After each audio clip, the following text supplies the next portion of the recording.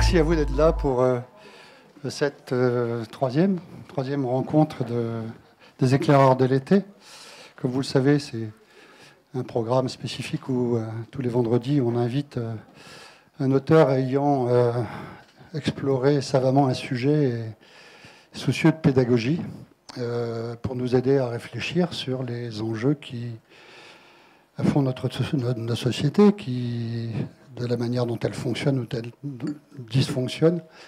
Edoui Plenel, vous le savez sûrement, est tombé dans la marmite du journalisme quand il était petit, puisqu'il a commencé à travailler comme journaliste en 1970. Il est connu principalement pour avoir exercé au Monde de 1980 à 2005. Et puis, après avoir conduit Le Monde au plus haut de sa diffusion, Edoui Plenel, vous quittez ce journal pour fonder Mediapart en 2007, une entreprise de presse numérique, à l'heure de la révolution numérique, la troisième révolution qui bouscule notre société fondamentalement après la révolution de l'électricité et puis de la machine à vapeur précédemment. Et donc vous fondez Mediapart en faisant une entreprise de presse en 2007 unique au monde, regardée partout avec intérêt, partout avec envie. Et vous avez créé cette entreprise après avoir fait le constat que la presse était, à l'époque, et peut-être depuis un certain temps, en proie à trois crises. Une crise démocratique, une crise morale, écrivez-vous, et une crise économique qui mine toutes les trois l'information en France, sa qualité, son utilité, sa liberté, et même, ajoutez-vous, son honnêteté. Alors, première question, à partir de ce constat, quel est le pari sur lequel vous avez fondé Mediapart? Sur quelle analyse du métier l'avez-vous créé? Et avant que vous ne répondiez, je voudrais préciser les règles du jeu. Vous pouvez intervenir à tout moment. Je sais qu'il n'y a généralement pas de première question, c'est pour ça que je l'ai posée. Si vous voulez bien, et pour qu'on arrive à avoir un fil conducteur, je préférerais qu'on s'occupe d'abord de la crise de la presse, à la création de Mediapart. Deuxième sujet, qu'est-ce que le journalisme? Et puis un troisième sujet qui pourrait être la liberté de la presse et la démocratie et comment elles interagissent avec les citoyens. Voilà. Je vous laisse répondre à ma première question. Bien. Donc bonjour à toutes et tous et merci à Dialogue parce que quand on a lancé Mediapart, on l'a lancé d'abord, on l'a annoncé en 2007, mais on l'a lancé le 16 mars 2008 au Salon du Livre. C'était un choix symbolique qui voulait bien dire que tout en lançant un journal virtuel, numérique, digital, nous n'étions pas les adversaires de l'imprimé, du papier. Et c'était aussi un choix qui voulait dire que nous nous inscrivions aussi dans cette tradition du livre, au sens d'une exigence de savoir, de connaissance, et qui est pour moi une tradition qui est indépendante de la question du support. On lit sur le numérique aussi. Et Mediapart, la preuve est là, nous publions des livres. Donc ce n'était pas une bataille, le numérique, le digital contre le papier. Nous réagissions, pour répondre très simplement à votre question, à deux crises. Une crise objective qui est cette troisième révolution industrielle. Nous n'en sommes encore qu'au début. Vous savez, quand Mediapart s'est lancé en 2008, il n'y avait pas les smartphones. Le premier iPhone est lancé en 2007 et il commence vraiment sa commercialisation en 2008. Et évidemment, se développe depuis. Les tablettes n'existaient pas.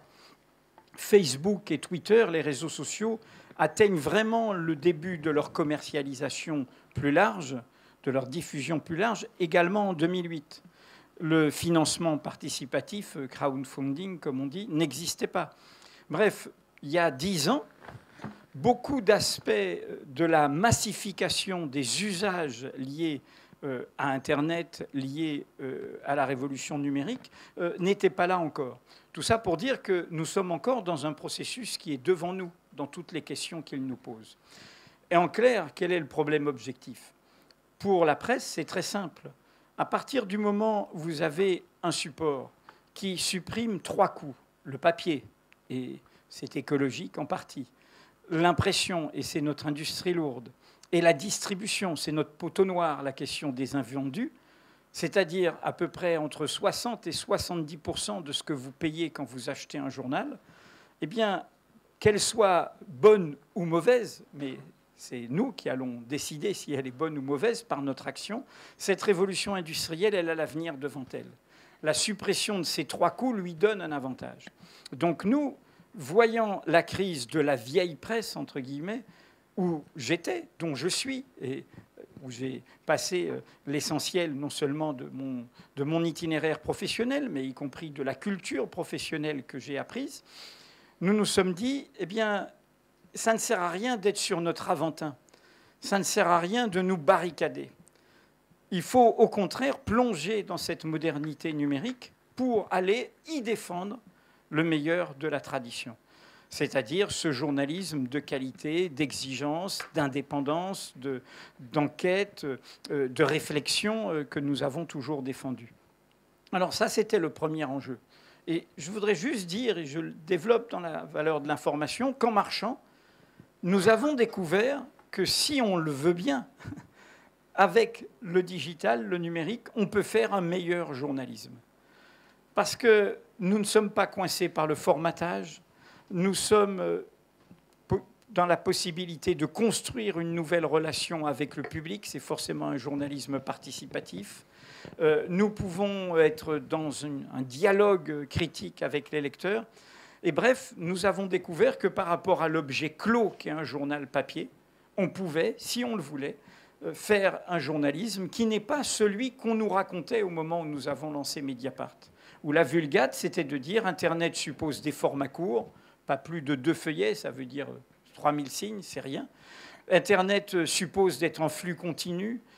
Internet suppose qu'il n'y a pas de lieu de destination, comme on va dans sa bonne librairie ou qu'on achète son bon journal. Eh bien, nous, on a fait mentir ces trois fausses affirmations qui avaient l'air de dire qu'au fond, la technologie allait déterminer les usages. Eh bien, nous, on a montré qu'au contraire, on peut publier sur Internet des articles très longs et que les gens les lisent et que ça fasse événement, qu'on n'est pas en flux continu, on a 3 éditions par jour, comme étaient les journaux qui faisaient plusieurs éditions dans le passé, et que par ailleurs, on a construit un lieu de destination où les gens disent « Mediapart, c'est mon journal », comme avant, on pouvait dire « Le Monde, le Télégramme, Ouest France, c'est mon journal ».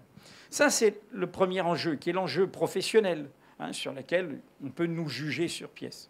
Le deuxième enjeu, qui a fait qu'évidemment, il a fallu mener des batailles et prendre des coups, et on en prend toujours, c'est évidemment la question de l'indépendance. Nous sommes les 3 principaux cofondateurs journalistes de Mediapart, François Bonnet, Laurent Mauduit et moi.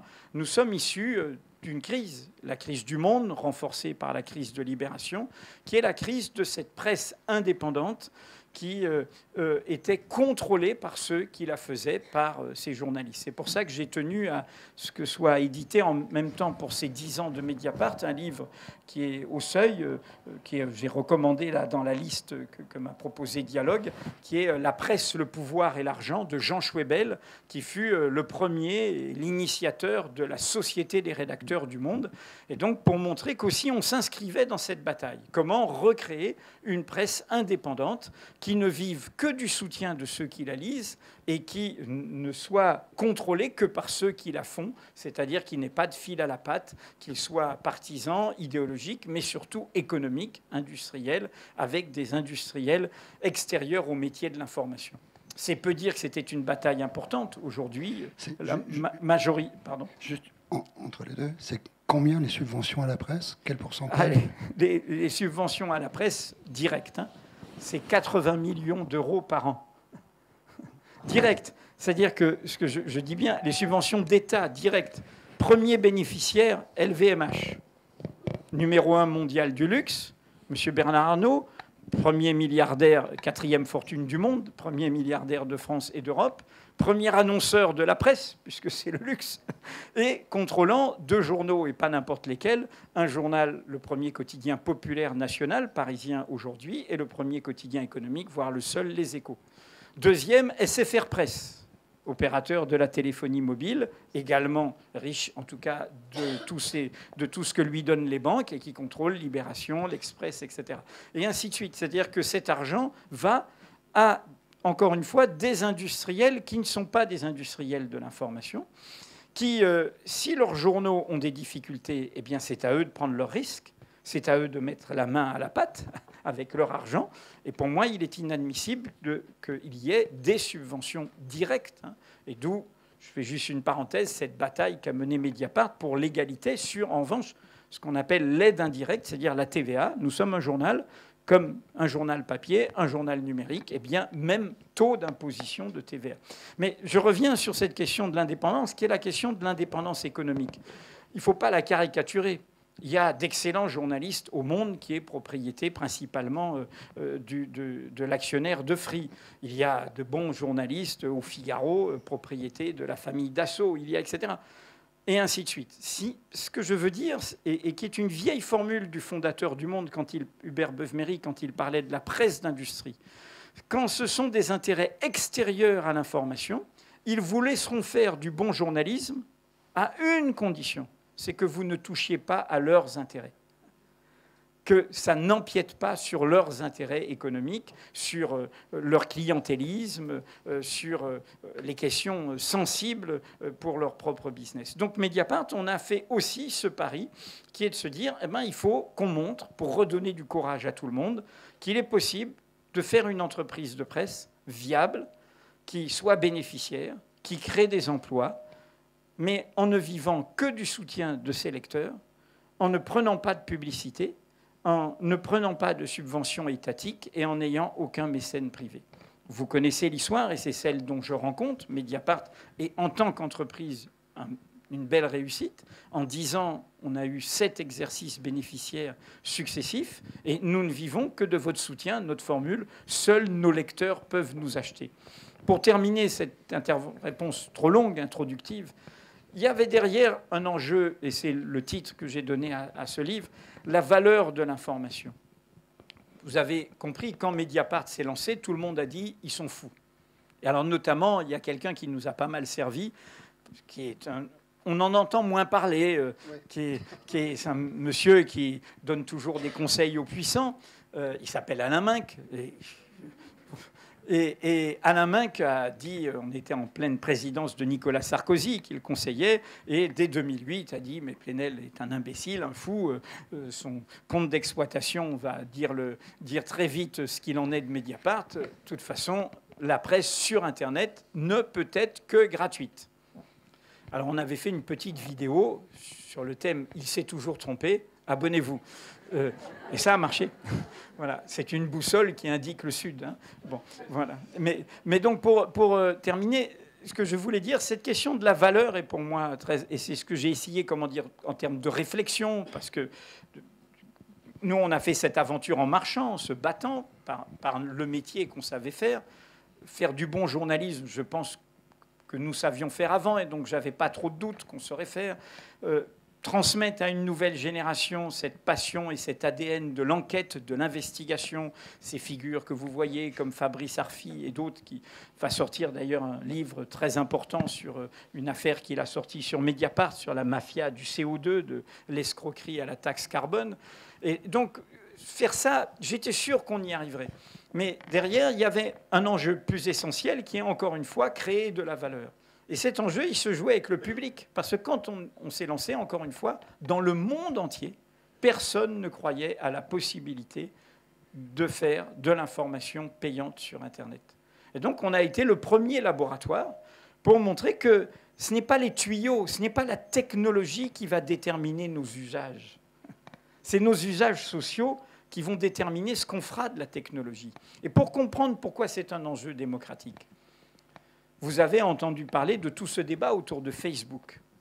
Le trafic des données personnelles. Hein, Facebook vend les données personnelles, et c'est le scandale de Cambridge Analytica qui concerne l'élection présidentielle américaine. Mais derrière le scandale de Facebook, il y a cet algorithme caché où vous ne vous rendez pas compte sur Facebook que vous êtes devenu le produit et qu'en fait, derrière cette gratuité apparente de ce réseau social, tout marche à la publicité.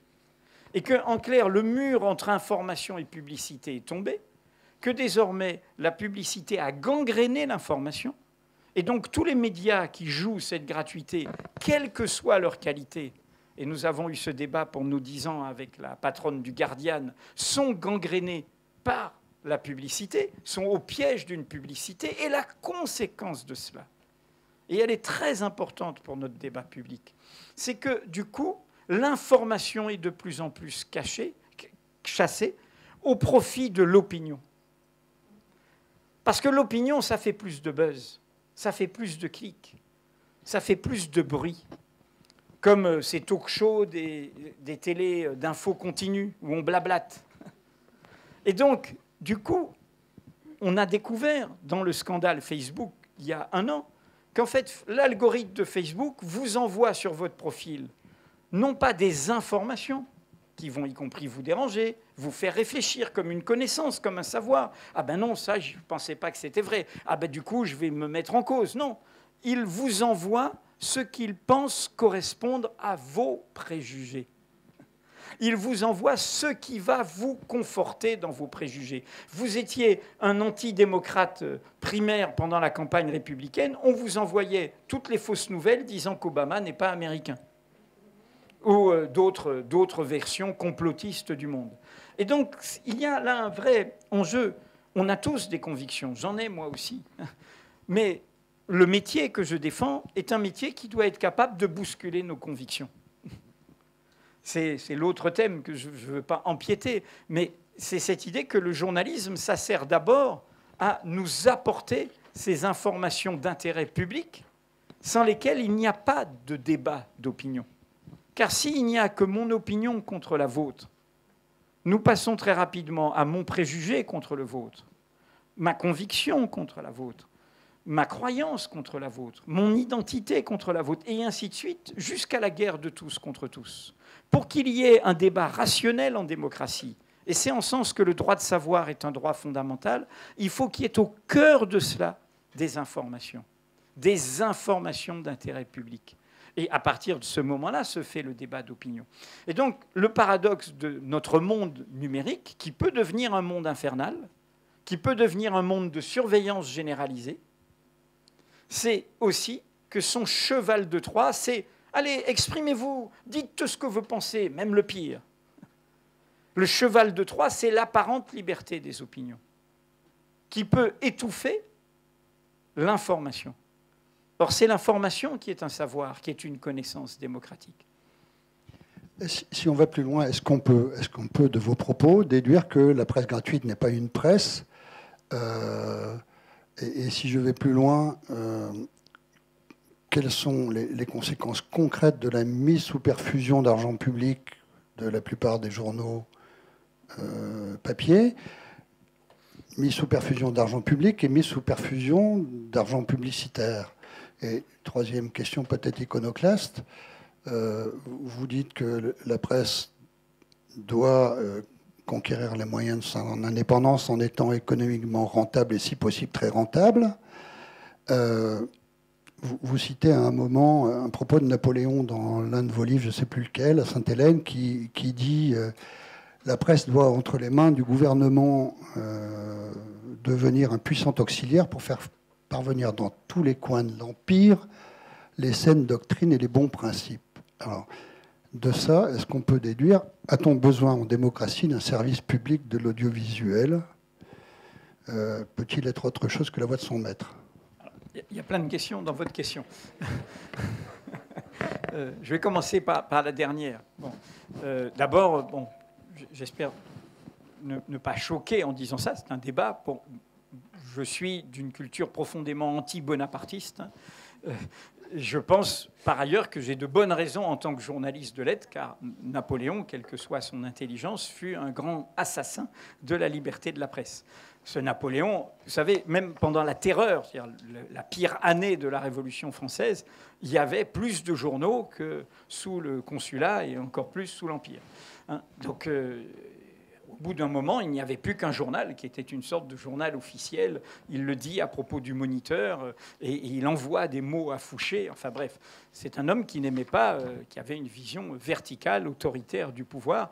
Et ayant grandi par ailleurs aux Antilles, j'ai un autre reproche, c'est que c'est l'homme qui a rétabli l'esclavage. Ces deux raisons me suffiraient pour ne pas avoir de grande complicité. Hein. Mais bon, on peut néanmoins regarder le souffle qu'il y avait derrière lui et ceux qui l'entouraient et qu'il a su utiliser. Mais pour revenir à donc, Napoléon mis à part, votre question sur le service public de l'audiovisuel est importante parce qu'elle est liée à notre sujet. Aucune démocratie n'a proposé de faire un service public de la presse écrite, de la presse papier. Cette question s'est posée pour la radio et pour la télévision. Et là, on est au cœur de la petite démonstration que j'essaye de faire dans ce livre. Pourquoi ? Parce que la presse, on la paye. Elle a globalement deux recettes. Une recette qui, normalement, devrait être une recette secondaire, la publicité, qui a trouvé son équilibre, en général, le double filet, la séparation entre le département publicitaire et les contenus éditoriaux, le wall, le mur, comme on dit dans la tradition anglo-saxonne. En revanche, quand arrive la radio, puis arrive la télévision, l'accès est gratuit. L'accès est gratuit. Et dans un cas avec la presse, même s'il y a une presse aussi de divertissement, aussi spécialisée, le matériau premier qui fait vivre cette presse, c'est l'information, les news, hein, l'actualité.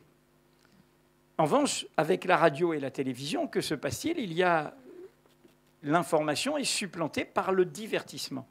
À partir du moment où c'est gratuit, il faut faire le plus d'audience possible pour avoir le plus de publicité possible. Donc on peut faire, y compris, du divertissement de qualité. Mais l'information n'est plus le secteur premier, n'est plus celui qui va rapporter. Et du coup, évidemment, cela fait que les démocraties se trouvent avec des radios et des télévisions qui tirent vers le bas le débat public. C'est pour ça que toutes les démocraties, et c'était un de mes points par rapport à la question de la gratuité, dès le départ de Mediapart, je disais, quand on me disait « mais vous êtes fou », je dis « mais non, je ne suis pas fou ». Justement, on a créé des services publics parce que la gratuité de la radio et de la télévision ne suffisait pas à faire une radio et une télévision de qualité.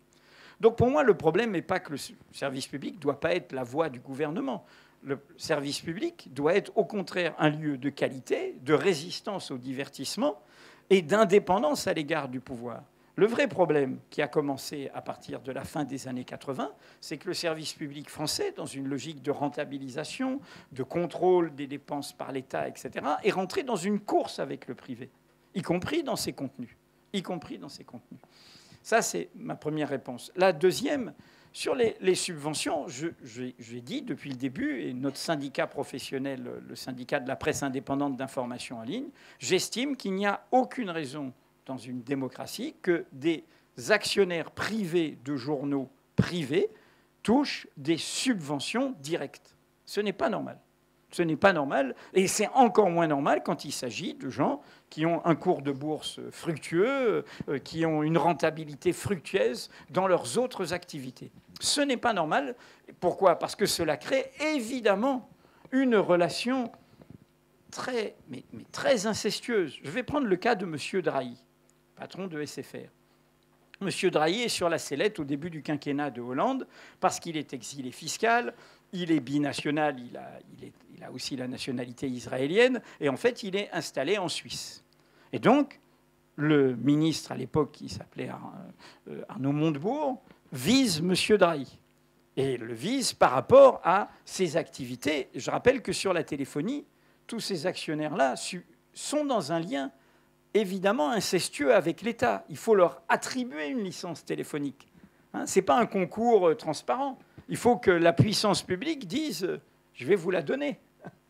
Et il en faut une troisième, et il en faut une quatrième, et je vais vous donner un bout du marché. Donc c'est des relations qui se jouent. Et c'est pour ça qu'il y a des va-et-vient et que nous posons cette question des conflits d'intérêts entre des hauts fonctionnaires qui vont dans le privé, et ainsi de suite. M. Drahi est sur la sellette. Que va-t-il faire ? Eh bien, il va rencontrer M. François Hollande.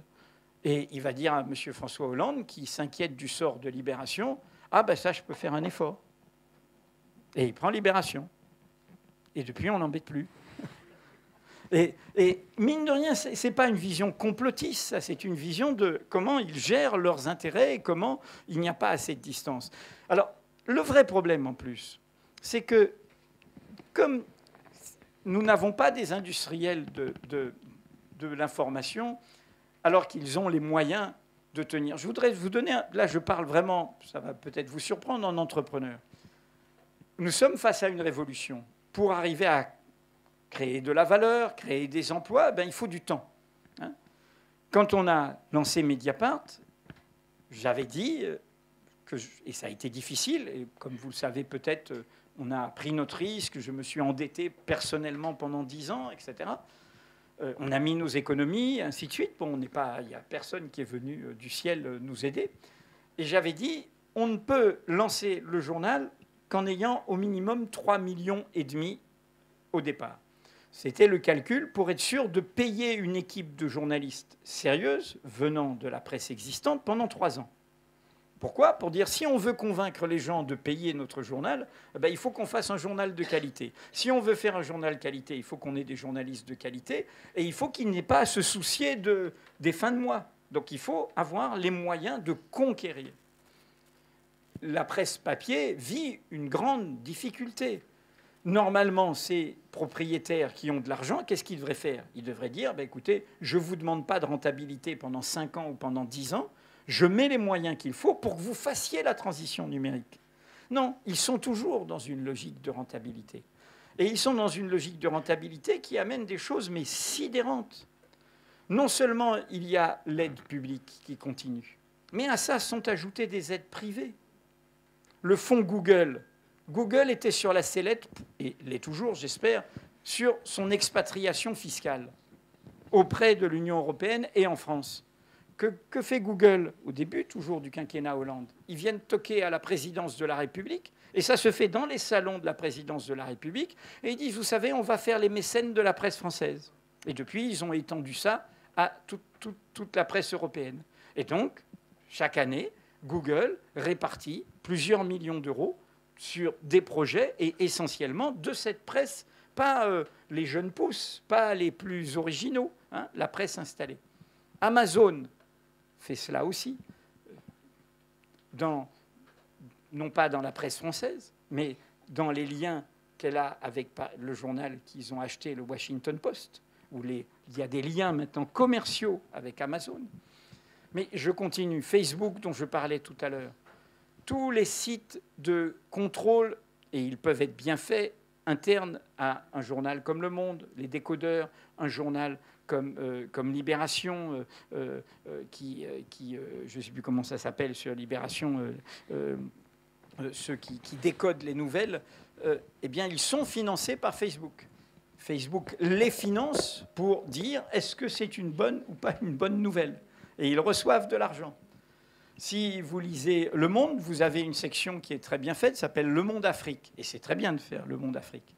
C'est financé par qui ? Par Microsoft. L'année dernière, à près de 800 000 euros.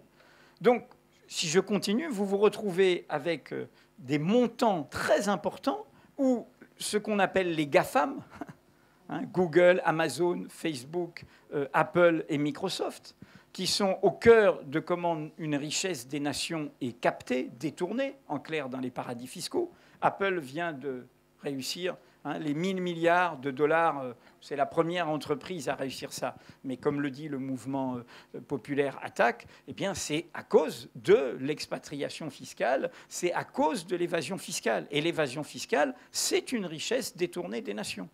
C'est autant de moins pour les écoles, pour les impôts, pour les hôpitaux, pour les routes, donc derrière tout ça. Et donc vous avez en plus cet argent-là qui arrive. Et enfin, vous avez à juste titre parlé de la publicité. Parce que le mur saute aussi. J'ai parlé de monsieur Arnaud tout à l'heure sur la valeur de l'information. Les 2 seuls médias qui ont annulé le débat où je devais être invité, Radio Classique et une vidéo des Échos. Je suis passé à France Inter juste le lendemain de la sortie du livre au journal du matin. Et j'ai parlé des aides à la presse. Et j'ai dit, c'est pas normal que M. Bernard Arnault soit le premier bénéficiaires de ces aides publiques. Nous, voilà, il faut jouer une bataille égale. Voilà, c'est pas normal. Et qu'il mette son propre argent dans le développement de ces journaux. Eh bien, j'étais prévu à Radio Classique 3 jours après et aux Échos 1 semaine après, par des journalistes qui sont tout à fait indépendants, etc. Eh bien, les 2 invitations étaient annulées. Et savez-vous quoi? Puisque je me suis renseigné un peu, elles ont été annulées sur demande de Bernard Arnault lui-même. À point de se dire, mais quand même, il a autre chose à faire. Ce qui montre bien comment une certaine voracité économique va avec une certaine intolérance démocratique. Ce qui est un vrai problème. Et enfin, j'en termine sur un point qui est très important. Qu'est-ce que ça détruit plus, Charles? C'est vraiment... Et ça, j'ai compris ça quand j'ai vécu le début de la crise, quand j'étais au Monde. C'est la dynamique des équipes. C'est assez inconscient. Mais si vous êtes dans une entreprise où, au fond, vous dites, bah, il y a de toute façon un riche propriétaire qui viendra à tel ou tel moment s'il y a des difficultés. Mais attention, ça peut tourner. Et puis, il y a les aides publiques et il faut aller les chercher, etc. Ben, du coup, vous-même, vous n'êtes plus en situation... Or, pour moi, c'est une clé d'un journalisme indépendant. De vous dire, mais la valeur, elle dépend de moi. Elle dépend de mon travail. C'est moi qui la crée. C'est moi qui la crée en faisant ce qu'est le journaliste, c'est-à-dire venez lire mon journal parce que vous y trouverez des choses que vous ne trouverez pas ailleurs, des informations que vous ne trouverez pas ailleurs. C'est cette dynamique des équipes. Et ce qu'on a voulu montrer avec Mediapart, encore une fois, c'est cela. Attention, c'est-à-dire que en acceptant de glisser comme ça, c'est aussi... On démobilise, on abîme notre propre profession. Et on abîme la confiance du public dans notre profession. Est-ce qu'il y a des questions sur la question de la crise de la presse? Quelle solution, à part le fait d'être une presse? C'est très intéressant. Merci. Le fait d'être une presse indépendante comme vous. Quelle est la solution aujourd'hui? Moi, je n'ai que de réponse que pour ce que je fais. Mais je vais vous dire quand même une chose qui est parmi des déceptions du quinquennat précédent. Moi, nous, on fait ce qu'on a fait, pas pour... Je sais bien, comme je le dis au début, on a parfois l'arrogance, on donne l'impression d'avoir l'arrogance des gens qui ont du plaisir à se battre comme ça. Mais je ne cherche pas à donner des leçons. Je cherche plutôt à donner du courage. C'est-à-dire que je pense que ce qu'a fait Mediapart aide tout le monde à se secouer, à être fier de son métier et aide des gens qui sont à TF1, qui sont ici, ailleurs, partout, à se battre pour leur métier. Et nous avons, de ce point de vue, nous, des projets, les fondateurs de Mediapart, puisqu'on veut transformer le contrôle de Mediapart en une société à but non lucratif. Hein, il ne s'agit pas de vendre Mediapart, il s'agit de le rendre pérenne son indépendance économique. Et à partir de là, on aimerait créer une sorte de fondation pour la presse libre pour aider, à partir des profits de Mediapart, en partie, le développement d'une presse indépendante. Ce qu'on fait pour la presse locale, par exemple, il y a, vous en avez peut-être entendu parler, un site d'investigation qui s'appelle Médiacité, qui s'est créé dans 5 grandes villes. On y a pris une petite participation. Et on a fait de même à Mars Actu, à Marseille, où il n'y a qu'un seul journal, qui est la propriété de Bernard Tapie, vous savez, qui est la Provence. Alors, je voulais dire, quand vous me dites qu'est-ce qu'il faut faire. Pour moi, il faut faire, puisqu'on parle en termes de révolution industrielle, il faudrait faire, mais là, nos gouvernants ne sont vraiment pas à la hauteur, c'est triste. Il faudrait faire comme la République a su le faire quand elle est rentrée dans ses murs à partir de 1879. Qu'est-ce qui s'est passé à ce moment-là? Eh bien, les républicains font 2 grandes lois. Dans un cas, même, ils en font plusieurs. Les lois sur l'école gratuite et obligatoire, le savoir, l'accès au savoir, lire, écrire, compter, alphabétiser la France. Il y avait de l'illettrisme, voire de l'analphabétisme, de façon très importante dans une France qui était majoritairement rurale et paysanne. Et en même temps qu'ils font ça, ils font en 1881, c'est la loi qui est sur tous les murs, puisque c'est elle qui contrôle aussi l'affichage, la grande loi sur la liberté de la presse, qui, au moment où elle est votée, devient la loi la plus libérale au sens politique du terme, la plus progressiste, la plus innovatrice du monde entier. Son article premier est « L'imprimerie et la librairie sont libres ». Pas de sauf, pas de contrainte, vous avez le droit d'imprimer et de diffuser ce que vous voulez. L'arbitre, ce sera le juge. Ce qui fera qu'on a une jurisprudence en France formidable pour rendre compte de ce que nous faisons quand nous écrivons. Mediapart, j'ai au total une 160 procédures judiciaires depuis que nous existons. Nous n'en avons perdu que 5, à juste titre, sur des petites erreurs que nous avions faites. Eh bien, nous nous en sortons avec la force de nos enquêtes. Vous les connaissez, ça fait des dégâts. Les gens ont le droit de s'en plaindre. Eh bien, on va devant un tribunal. Et cette jurisprudence, qui est libérale au sens respectueuse de la liberté, ces libertés fondamentales que sont le droit de savoir, le droit d'être informé et la liberté de dire, y compris de dire des choses qui vont déranger, eh bien, vous expliquez pourquoi c'était légitime, la légitimité du but poursuivi, pourquoi vous avez mené une enquête sérieuse, pourquoi vous avez respecté le contradictoire, et ainsi de suite. Et c'est comme ça que vous êtes relaxé. Donc, qu'est-ce qu'on devrait faire face à un chamboule-tout qui modifie nos usages, qui modifie notre consommation culturelle, qui met en péril, y compris la diffusion du livre. Et c'est très important de faire des rencontres comme celle-ci, c'est-à-dire que la librairie réagisse du coup en se disant on est un lieu de vie. On n'est pas chacun seul, isolé face à son écran. On est un lieu de rencontre. Bref, c'est au cœur de notre futur ce qui se passe là. Eh bien, on devrait faire une loi fondamentale qui repense la question du droit de savoir et de la liberté de dire à l'heure du numérique. Derrière ça, il y a aussi les réseaux sociaux. Derrière cela, il y a, je l'ai dit, les multinationales inatteignables parce qu'à l'abri dans les paradis fiscaux. Et il y a énormément d'enjeux. Eh bien, sous la dernière législature, un parlementaire s'est dit il faut le faire. Et il a créé une commission formidable, unique dans l'histoire de l'Assemblée nationale, à parité, 13 personnes de la société civile, 13 députés de toutes tendances, droite, gauche, centre, écologistes, etc. Ce parlementaire avait un tort. Il était considéré par la majorité de l'époque comme l'un des frondeurs. Il s'appelle Christian Paul, c'est un parlementaire socialiste. Nous avons mené pendant un an, de 2015 à 2016, et c'était une année difficile, puisque c'était aussi l'année du terrorisme, du massacre de Charlie Hebdo, des terrasses en novembre 2015, et donc dans un climat sécuritaire très difficile. Dans cette commission, il y avait du côté de la société civile beaucoup de juristes. J'étais le seul journaliste. Il y avait aussi un spécialiste, un activiste, pourrait-on dire, du web.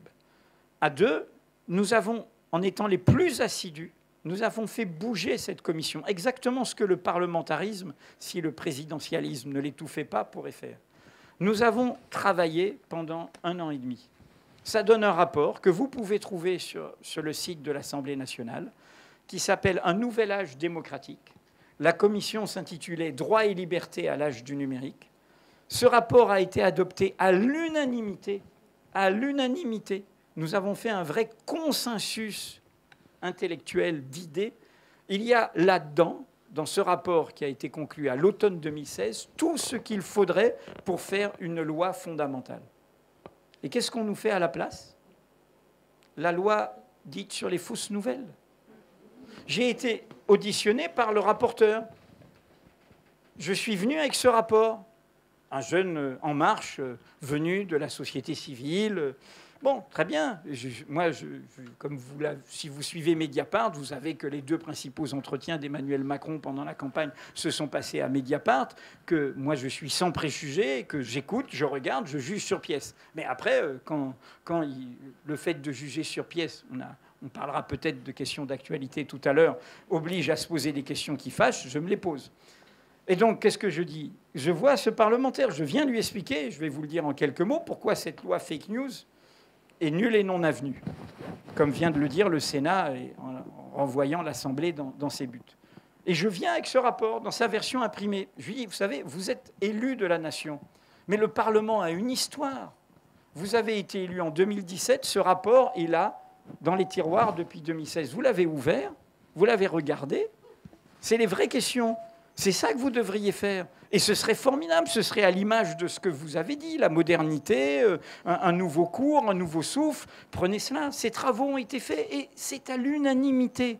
Nous avons réussi, encore une fois, à poser ces questions en dépassant sur des questions sensibles, la diffamation sur les réseaux sociaux, la peur du terrorisme, la presse, sa liberté.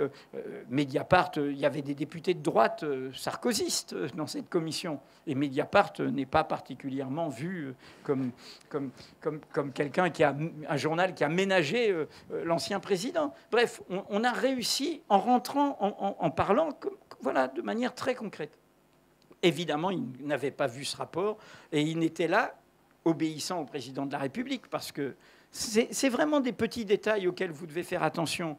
Le président de la République, dans ses vœux à la presse, annonce qu'il veut une loi sur les fausses nouvelles avec le fantasme de l'action russe dans les réseaux sociaux. Si c'est lui qui le veut, ça doit être un projet de loi du gouvernement. Non, on ne fait pas un projet de loi du gouvernement, on fait une proposition de loi en demandant à un parlementaire le doigt sur la couture du pantalon de le faire. Pourquoi ? Pour éviter l'étude d'impact par le Conseil d'État. Parce que un projet de loi gouvernemental suppose une certaine machine juridique qui oblige à voir est-ce que c'est si pertinent de faire ce projet de loi. Et sincèrement, ce projet de loi, et je l'ai expliqué à la ministre de la Culture par tous les bouts, mais impossible de convaincre, j'ai dit mais ce projet de loi, ne prétendez pas que ça ne nous vise pas. C'est l'idée, les fausses nouvelles en période électorale. Et comme vous savez, Mediapart, on a un cas d'école, c'est le document dans notre enquête libyenne sur le financement, la promesse de financement libyen de la campagne de Sarkozy de 2007. Nous le sortons quand nous l'obtenons. Nous n'avons pas un calendrier partisan. C'est-à-dire c'est vraiment le moment où ça tombe. J'aurais préféré que ça tombe avant ou après, mais ça tombe à ce moment-là. Donc ça tombe entre les deux tours de la présidentielle de 2012. Sarkozy nous poursuit pour faux usage de faux, jamais pour diffamation. Comme vous savez, tout cela est tombé. Depuis, il est mis en examen et notre document est évidemment vrai. Mais vous voyez qu'avec cette loi sur les fausses nouvelles, qu'est-ce qui se passe ? En 48 heures,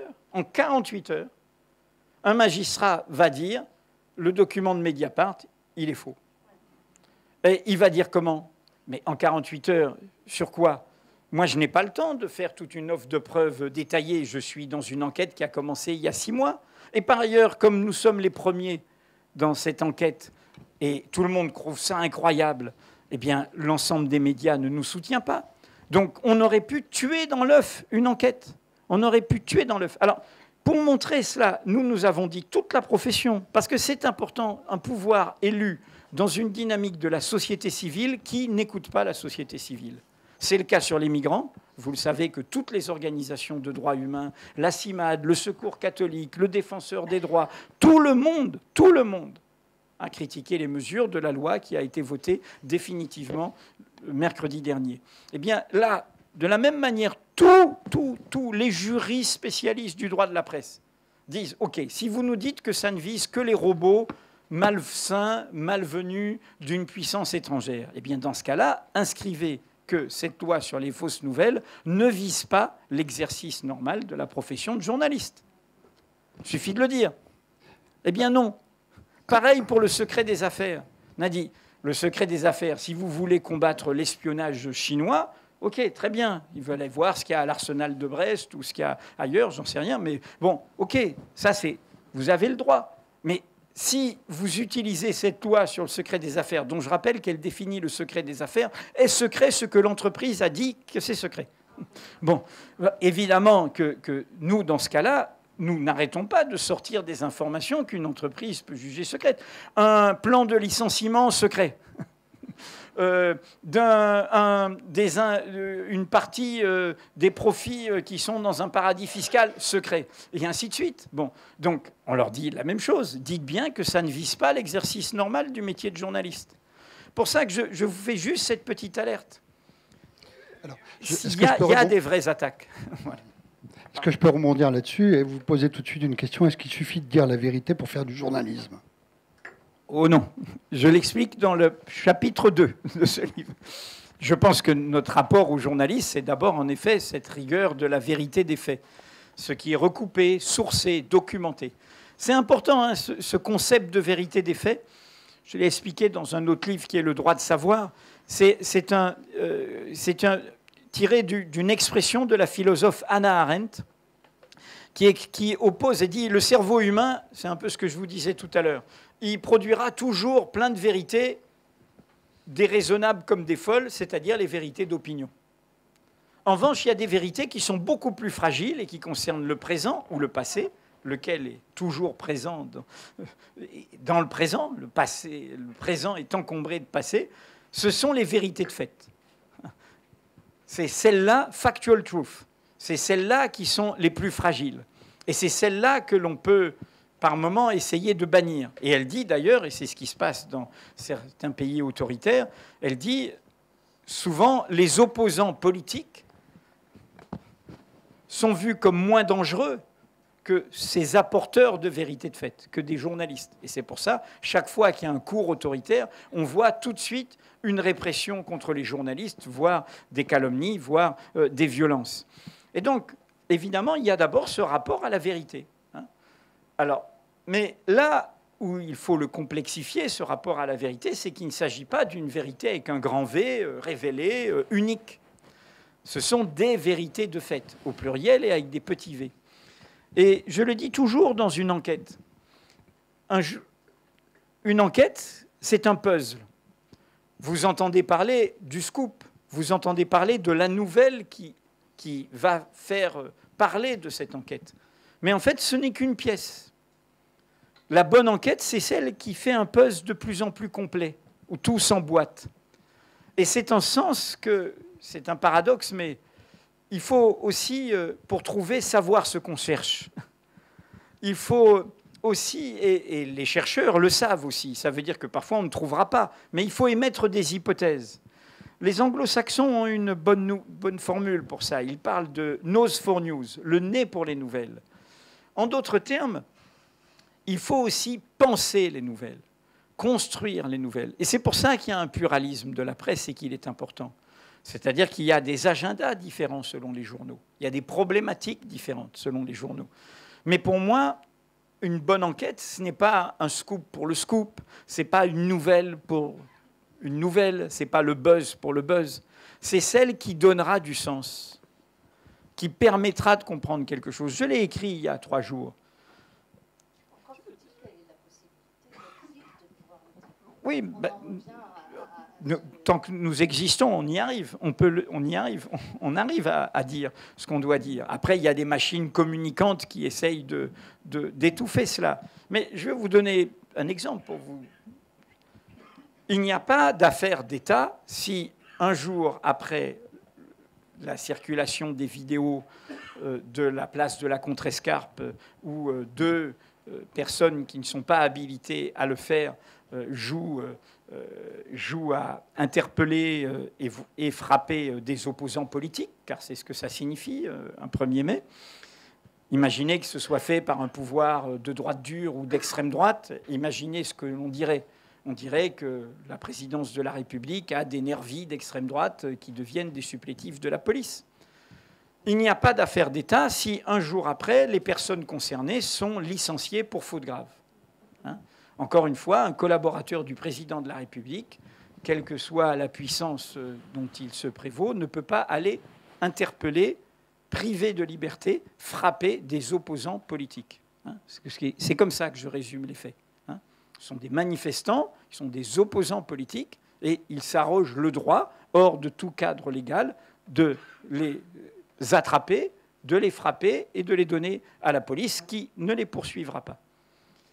Il n'y a pas d'affaire si c'est réglé en un jour. En revanche, il y a une affaire, et l'affaire, c'est quoi? Ce n'est pas la vidéo, l'affaire, c'est le puzzle. C'est toute la suite. C'est toute la suite qui nous fait comprendre pourquoi il n'a pas été licencié un jour après, et qui n'est pas terminé. C'est-à-dire, tout d'un coup, une pratique du pouvoir, des avantages indus, des clientélismes autour du pouvoir présidentiel. Quand Emmanuel Macron est venu le 5 mai à Mediapart, j'ai pris date là-dessus. Il y a 2 questions. Je lui parle, j'ai commencé sous Giscard d'Estaing. Bon, voilà, j'ai été l'apporteur de mauvaises nouvelles sous Mitterrand, j'ai continué sous Chirac, sous Sarkozy, et j'ai offert à François Hollande l'affaire Cahuzac. Donc, OK. Bon, je fais mon chemin. Je suis pas, je ne fais pas forcément ça de gaieté de cœur. Je souhaite toujours que ces mauvaises nouvelles réveillent la démocratie, provoquent quelque chose. Et je donne acte à François Hollande que dans l'affaire Cahuzac, ça a donné le parquet financier, ça a donné la haute autorité. Même s'il a fallu se battre 4 mois, il s'est passé quelque chose. Il y a un contrôle fiscal aussi pour vous. Oui, ça c'est une petite vengeance après. Oui. Mais là, je ne crois pas que ce soit la responsabilité de François Hollande lui-même. Enfin, j'en sais rien. Mais bon, mais toujours est-il, au bout du compte, ce que je veux dire, c'est que j'avais pris date. J'avais dit, mais vous savez, nous, on est bien placés pour savoir comment un pouvoir absolu va jusqu'au bout de lui-même. Et il est plus fort que les individus. Qu'est-ce que vous allez faire, etc. Et puis on lui a parlé quand il parlait, on sentait sa tentation d'avoir une sorte de garde rapprochée, etc. Et on prend date. Et donc, moi, je le dis très franchement, je suis sidéré de ce que je comprends depuis quelques semaines. C'est le puzzle. Il ne suffit pas de dire la vérité. Il faut qu'elle ait du sens. Il faut donner du sens. Il faut qu'elle soit intelligible. En clair, pour moi, un journal, c'est comme une université populaire. C'est apprendre. Et c'est apprendre pour pouvoir agir.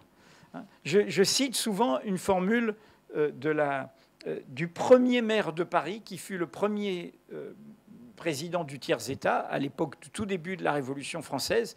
Comme vous savez, à l'été 89, les plus virulents étaient les gens du club breton. Et il dit à ce moment-là une phrase d'une modernité formidable. La publicité de la vie politique est la sauvegarde du peuple. La publicité de la vie politique est la sauvegarde du peuple. C'est-à-dire tout ce qui est d'intérêt public, nous devons le savoir pour être maîtres de notre destin, pour que ceux qui dirigent, parce que nous les avons choisis, ne profitent pas de ce pouvoir qu'ils ont. Et vous savez, il y a quelque chose de très émouvant que j'ai raconté sur mon blog de Mediapart. J'ai fait parmi les manifestes de Mediapart ces dernières années, un livre s'appelait « Dire non » et un autre qui s'appelle « Dire nous ». Et depuis 2 ans, il y a une ville en Belgique qui s'appelle Verviers, qui a hélas fait parler d'elle aussi dans le contexte terrorisme, une ville qui a été très riche, une ville qui est aujourd'hui, avec toutes les difficultés des villes qui ont chuté, c'était une capitale de la lainerie au XVIIIe, XIXe siècle, et à la précédente révolution, la première révolution industrielle, ça a été vraiment une ville très, très, très puissante.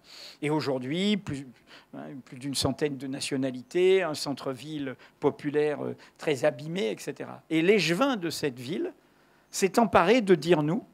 Et dans cette ville grise, un peu abîmée, on a fait, comme on dit en Amérique latine, des murales, des fresques murales. Et donc c'est très curieux. Il y a 5 immenses fresques murales faites par des artistes qui illustre en dessin le propos de ce livre que j'ai fait Dire nous. Alors pourquoi je vous parle de ça? Pas par narcissisme sur le fait de voir tout d'un coup mes mots être utilisés pour, au fond, les causes communes de l'égalité. C'était un appel à ne pas rentrer dans les peurs et les haines, de ne pas tomber dans le piège que nous tend la terreur. C'est exactement ça qu'il voudrait, ou que nous tendent toutes les tensions du monde aujourd'hui. Et ce qui m'a fait un choc, c'est que je visite cette ville et je passe devant l'hôtel de ville. Et l'hôtel de ville, il y a marqué « Publicité, sauvegarde du peuple ». En 1830, quand la Belgique prend son indépendance, cette ville est francophone, mais plus que francophone, francophile. C'est l'année des Trois Glorieuses. Ce n'est pas un hasard, les Trois Glorieuses, ne l'oubliez pas, c'est la colonne qu'il y a sur la place de la Bastille. Ce sont des ouvriers, des artisans du faubourg populaire qui meurent pourquoi? Pour la liberté de la presse. Pas pour un salaire, pas pour le temps de travail, pas... Ils se disent, nous, là, il y a 500 dépouilles sous la colonne. il meurt pour la liberté de la presse. C'est les ordonnances de Charles X qui réduisent cette liberté alors encore balbutiante. Et on parle des Trois Glorieuses comme une révolution des journalistes, même si certains après seront de fiefés conservateurs. Mais bon, les vies peuvent faire évoluer les gens. Et donc cette ville a pris ça, publicité, sauvegarde du peuple. Et du coup, j'ai été chercher les huissiers de la ville de Paris en 1792 avaient tous une plaque de métal qui était marquée « Publicité, sauvegarde du peuple ». Publicité, sauvegarde du peuple. C'est-à-dire cet enjeu essentiel. Et je dis ça parce que c'est un vrai problème dans les débats politiques français. Mon sentiment est que nous avons, et nous sommes un peu comptables de ça, nous ne veillons pas assez à la qualité de notre culture démocratique. La démocratie, ce n'est pas que élire des représentants ou avoir des institutions. C'est une culture commune. Dans l'affaire Benalla-Macron, pour moi, il y a un problème de culture démocratique, de conscience démocratique, car ça aurait dû leur sauter à la figure que c'est énorme, que c'est une grosse bêtise, et qu'on ne peut pas l'accompagner. Et par exemple, ces attaques contre la presse, à droite ou à gauche, contre les médias, critiquer les médias est légitime. Critiquer des journalistes est légitime, toujours. Mais en revanche, prendre en bloc les médias comme un adversaire, c'est évidemment s'en prendre à une liberté fondamentale. Et une liberté essentielle, qui précède le fait qu'ensuite on ait pu voter pour des gens, qu'ensuite on ait pu avoir des institutions. Une culture démocratique repose d'abord sur ces droits fondamentaux-là. Oui, mais... Oui, vous aimez. Ce n'est pas une question, c'est plutôt une suggestion, une proposition. Vous avez dit tout à l'heure que ce sont vos lecteurs qui vous achètent. Venant d'un pays où le mot acheter peut vouloir dire corrompre, oui, je vous propose simplement de remplacer ce terme par un autre. J'ai une série de propositions, là, des suggestions que je vais vous...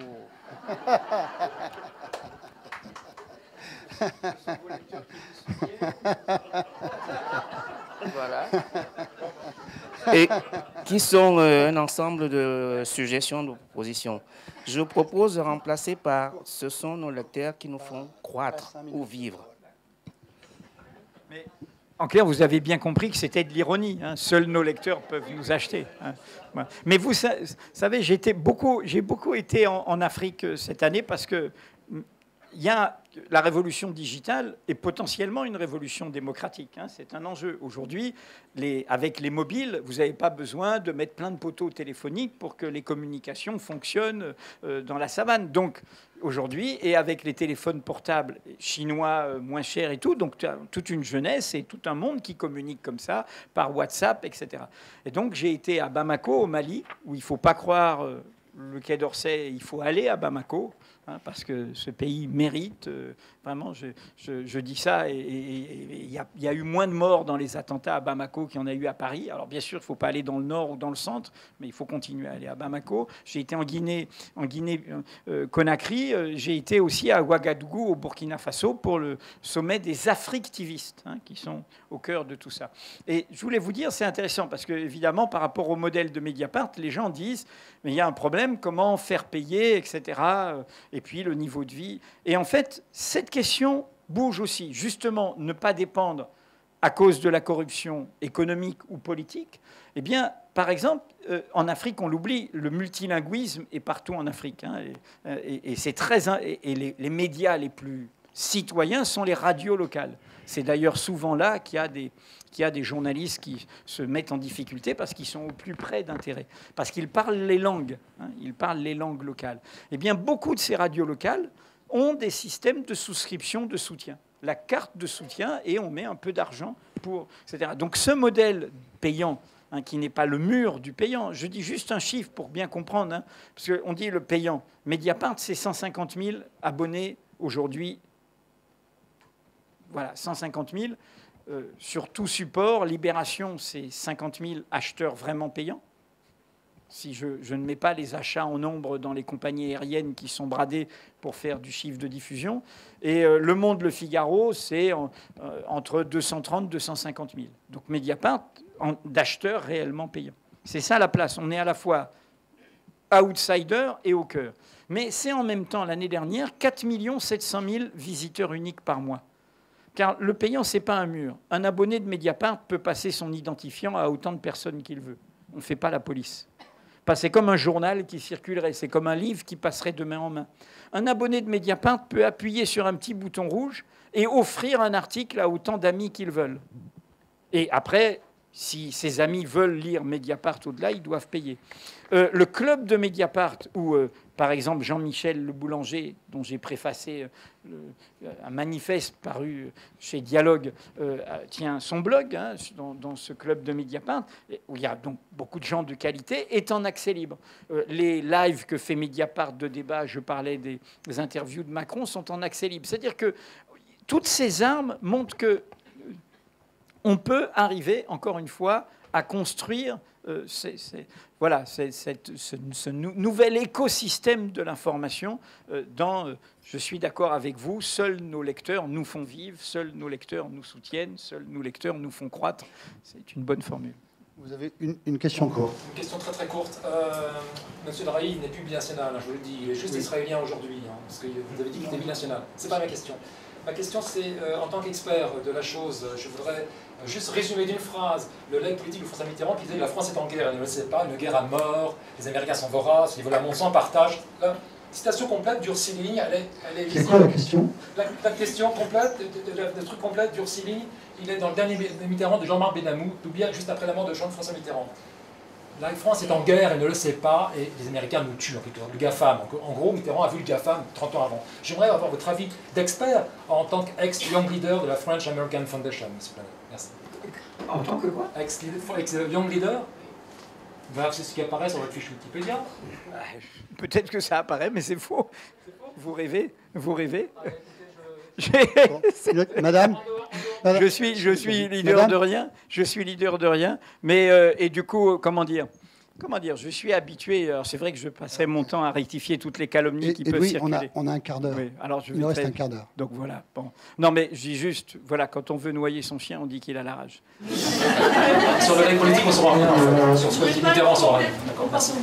Je ne vais pas être complètement au sujet, mais vous avez parlé de Libération du Monde, des quotidiens.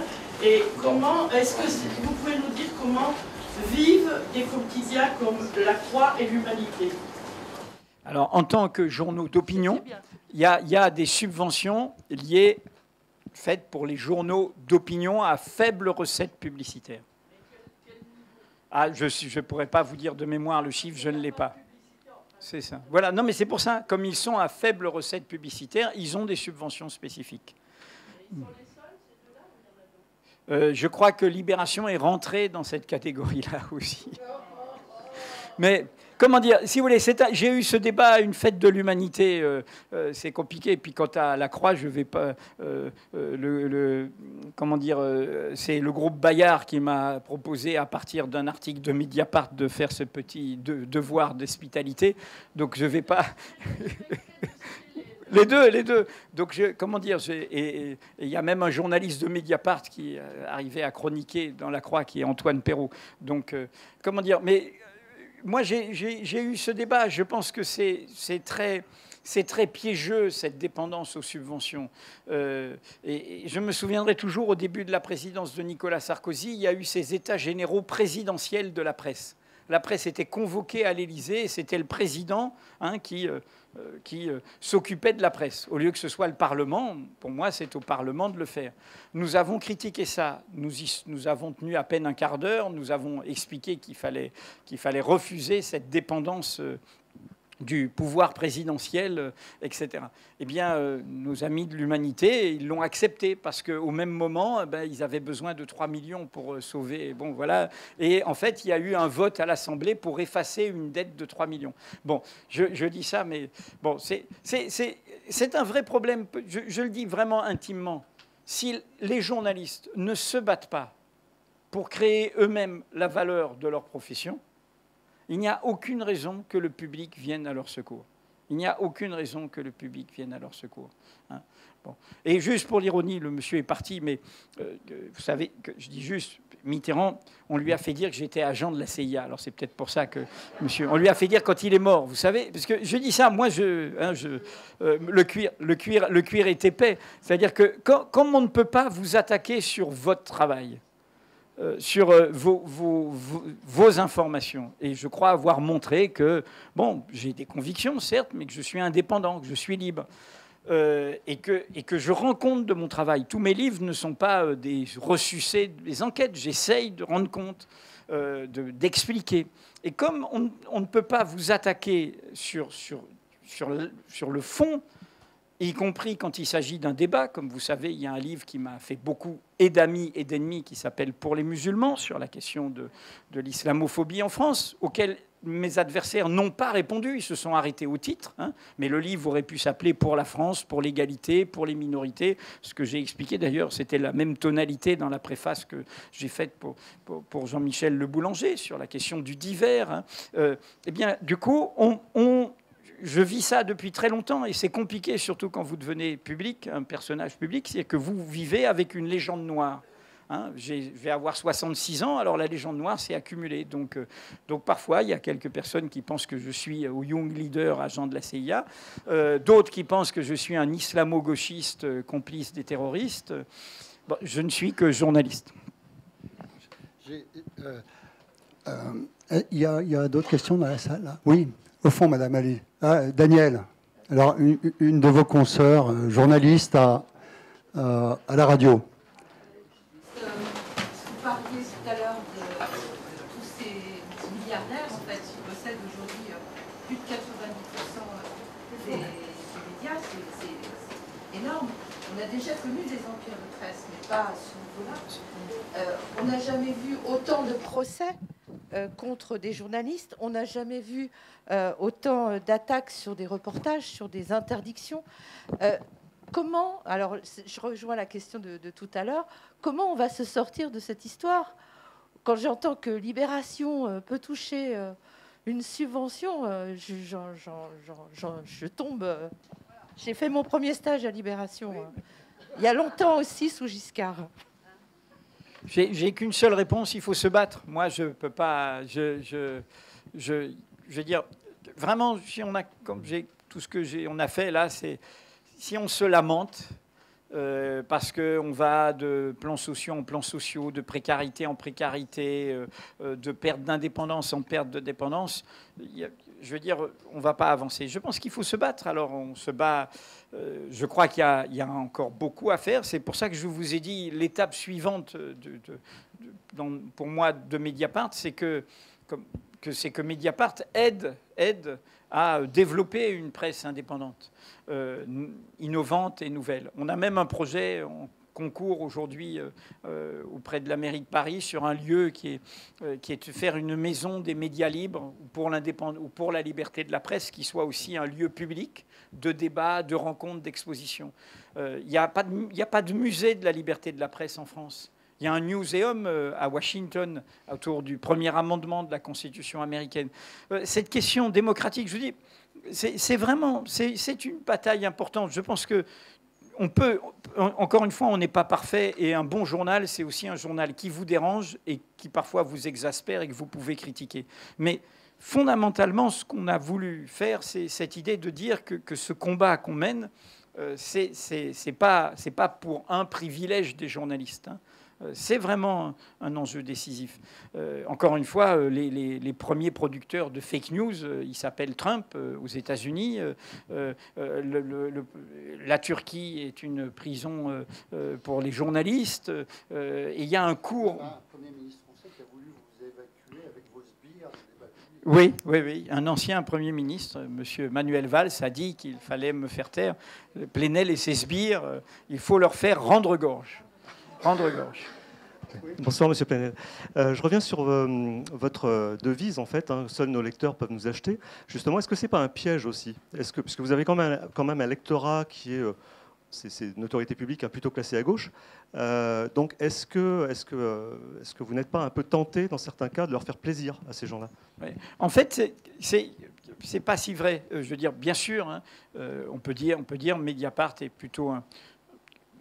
Quand on me demande le positionnement de Mediapart, ça peut vous surprendre.